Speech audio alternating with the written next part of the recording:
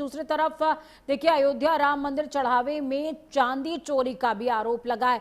3 kilo चांदी का हार और 1 किलो चरण पादुका गायब मिली है। चढ़ावा लेने के बाद कारोबारी को नहीं दी गई रसीद। आभूषणों को गलाकर ईंट बनाने का सनसनीखेज दावा सामने आया है। प्राइम न्यूज पर राजशेखर मिश्रा का एक्सक्लूसिव इंटरव्यू में गर्भगृह के भीतर के खेल का बड़ा पर्दाफाश हुआ है।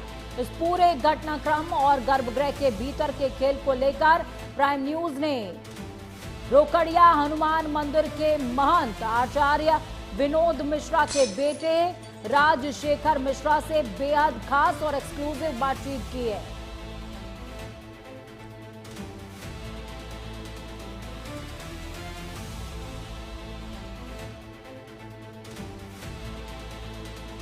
तो देखिए, हार और चरण पादुका गायब मिली है, जिसे गलाकर ईंट में कन्वर्ट करने का आरोप लग रहा है।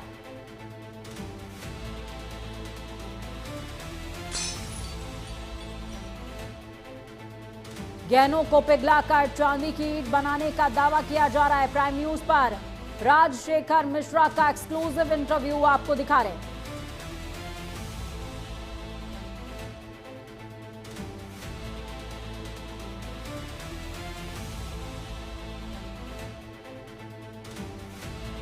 कैसे पूरे घटनाक्रम को अंजाम दिया जाता था, गर्भगृह में कैसे खेल चलता था।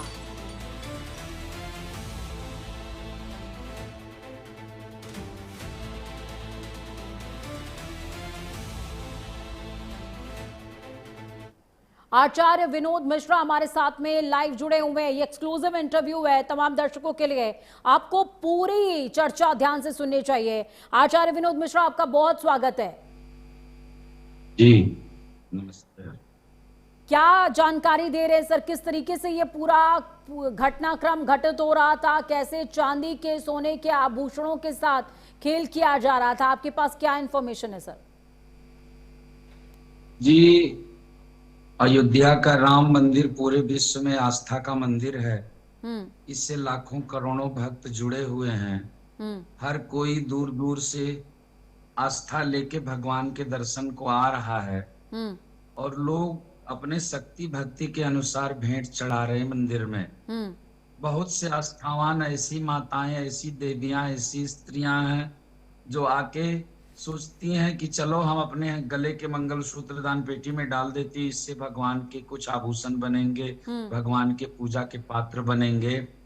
ये तो मान लो अनजाने में लोगों ने डाला, उसकी कोई रसीद नहीं मिली। लेकिन कुछ दान जो स्पष्ट रूप से भेंट दिया जाता है, जो खास रूप से भगवान के नाप के बनाए जाते हैं, जो भगवान को सजाने के उद्देश्य से बनाए जाते हैं, जिसमें महीन कारीगरी की गई है, जो मुख्य रूप से भगवान के श्रृंगार के लिए भक्त बड़ी श्रद्धा से लेके आए हैं। ऐसे ही एक भक्त हमारे शिष्य अजय विश्वकर्मा जी हैं, जो मुंबई के अपने व्यवसायी हैं, और वो उस हार को राम मंदिर में भेंट किए 29 अक्टूबर 2025 को दिन में 11 बजे से 12 बजे के बीच में। और इस भेंट को मंदिर में स्वीकार किया टिन्नू यादव रमाशंकर ने।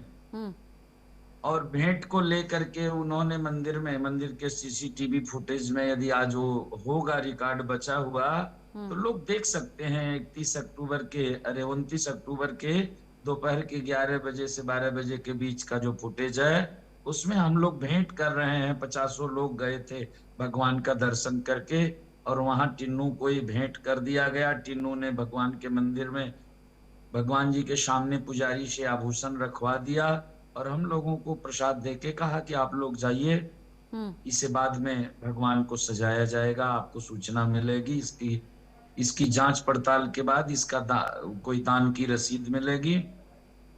पर हमें कोई रसीद, कोई प्रूफ नहीं दिया गया। हम तो अयोध्या वासी, राम मंदिर के करीब हमारा निवास है, हमारा आश्रम है। तो ये आपको जानकारी कैसे मिली कि ये जो आप राम मंदिर में चढ़ावा आपने, आपके जो यजमान है उन्होंने जो चढ़ावा चढ़ाया उसको ईंट में कन्वर्ट कर दिया गया, ये जानकारी कैसे मिली? ये इन्फॉर्मेशन कहाँ से आई? ये जानकारी तो टिन्नू यादव ने मुझे दिया।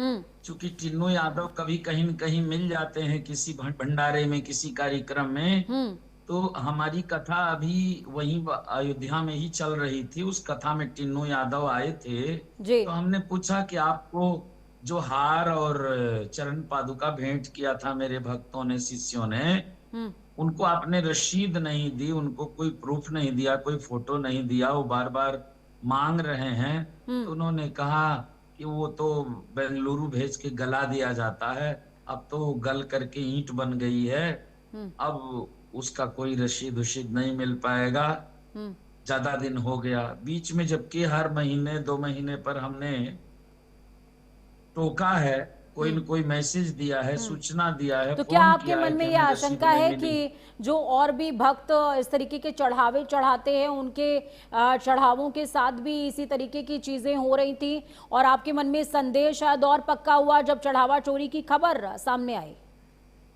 जी जी, इस खबर से तो एकदम पक्का हो गया, ये सब खुली लूट कर रहे हैं। हमारे जैसे और हमारे शिष्यों जैसे करोड़ों भक्तों ने, उनके मन में कितनी श्रद्धा है कि क्या बिल्कुल। भगवान के सेवा में डाल दें। हर कोई अपनी शक्ति भक्ति के अनुसार भगवान के चरणों में भेंट चढ़ाया है। सबकी अपनी श्रद्धा है। लोग सोचते हैं कि मेरी वस्तु से हो सकता भगवान का आभूषण बन जाए, हम इसी बहाने भगवान की सेवा में हमारे पसीने की कमाई, परिश्रम की कमाई लग जाएगी, हमारा जीवन और सार्थक हो आप ये जाएगा। देखिए कि ये जो हार दिखा रहे हैं, हम टीवी स्क्रीन पर दिखाया था अभी कुछ देर पहले, बहुत ही भाव के साथ निर्मित किया गया। कहते हैं कि शिव और राम एक दूसरे के पूरक हैं, तो उसमें बकायदे 12 ज्योतिर्लिंगों को स्थान दिया गया उस हार में, कि रामलला जब श्रृंगार करेंगे तो उनके आराध्य का श्रृंगार करेंगे। और जी जी, आराध्य का श्रृंगार और भगवान के मूर्ति के नाप के हिसाब से बना था वो। बिल्कुल, कि जब भी गले में पहनाया जाएगा तो पूरी शोभा बढ़ जाएगी, बिल्कुल। पूरा नीचे से ऊपर तक 3 क्या साढ़े 3 आपके फीट मन में ये लंबी आशंका हार। है कि ये जो पूरा का पूरा खेल अब सामने आ रहा है, उजागर हो रहा है, इसमें और भी भक्त हैं जिनके भावनाओं को आहत किया गया है, और वाकई ये जो पूरा खेल है ये इसका खुलासा होना चाहिए? आपको क्या लगता है? जी, खुलासा होना ही चाहिए, नहीं होगा तो करोड़ों भक्तों की आस्था को आघात पहुंचेगा, उन्हें बड़ी पीड़ा होगी। लोग अपने परिश्रम से अपने घर की सुविधाओं को छोड़ के भगवान के चरणों में दान दिए हैं। कोई ट्रस्ट के इन लुटेरों को दान नहीं दिया है। ये तो बाहर कटोरे लेके बैठ जाए तो इनको कोई 2 कौड़ी ट्रस्ट के नहीं लोगों की देगा। मिली भगत हो तो सकती कुछ है भी इसमें? एकदम मिली भगत है। मिली भगत क्या, ट्रस्ट वाले ही लूट रहे हैं। आप बताइए, अनिल मिश्रा तो ट्रस्ट का कार्यकारी एक सदस्य है, गोपाल राव तो ट्रस्ट के सदस्य है। ये लोग कमीशन खाते हैं मंदिर के अंदर बैठ करके। मंदिर के निर्माण में कोई सामग्री जाता है, जब तक वो दूना दाम में नहीं जाता है, ये उस सौदा को स्वीकार नहीं करते हैं। ये उसमें कम अब से आप कम 50% योगी पहले ही सरकार से दलाली आप खा क्या लेते हैं। अपेक्षा करते हैं? एसआईटी जांच कर रही है, हम खुलासा चाहते हुआ है। हैं इन चोरों गद्दारों को ट्रस्ट से बाहर किया जाए, और इनके पास जो धन और सोना चांदी भक्तों के दान का चला गया है, सबको इनसे एक एक कौड़ी वसूला जाए, उसे भगवान की व्यवस्था में लगाया जाए, और इन्हें कठोर से कठोर दंड मिले, ये जीवन में किसी ट्रस्ट के सहयोग सहायक न बन सकें। ये सभी गद्दार लोग हैं, चोर लोग हैं। सोचिए, जिनकी हैसियत एक कोठरी में अपना जीवन काटने की थी, वो 4 साल में बड़े बड़े महल खड़ा कर लिए, उनकी अनेक प्रॉपर्टियां हो गई, उनके अनेक होटल हो गए, उनकी अनेक गाड़ियां हो गई। ये सब क्या दुर्भाग्य है। तुम भगवान के सेवा का मौका पाए थे, उस दरबार से जुड़ना ही बहुत बड़े भाग्य की बात है। सोचिए, राम से जो जुड़ जाता है तो जिस गली में जाता है 1000 लोग उसकी पूजा में खड़े हो जाते हैं, आरती की ताल लेकर के। कोई सच्चा राम सेवक हो, भले उसके शरीर पर फटी हुई धोती हो, क्या फटा हुआ क्या कुर्ता आपको ये हो, लगता है कि लेकिन प्रशासनिक अमला भी कहीं ना कहीं उसकी भी मिली भगत हो सकती है? हाँ, बैंक के कर्मचारी तो सब मिली भगत से ही लूट किए हैं। क्योंकि बैंक के कर्मचारी जो वहां गिनती करते थे कैश की, वो ट्रस्ट के सदस्यों के घरों में किराएदार हैं, उनके साथ ही रहते हैं, उनके साथ रोज चाय पीते हैं। ये सब आपस में योजना बना करके संगठित होकर लूट मचाए हैं। चलिए, बहुत शुक्रिया एक भी आपने। जी, ये ईमानदार नहीं है। चलिए, बहुत शुक्रिया, आपने समय दिया, आपने अहम जानकारी हमारे साथ में साझा की। कहानी सिर्फ एक हार की नहीं है, बल्कि बहुत बड़ी हार की है।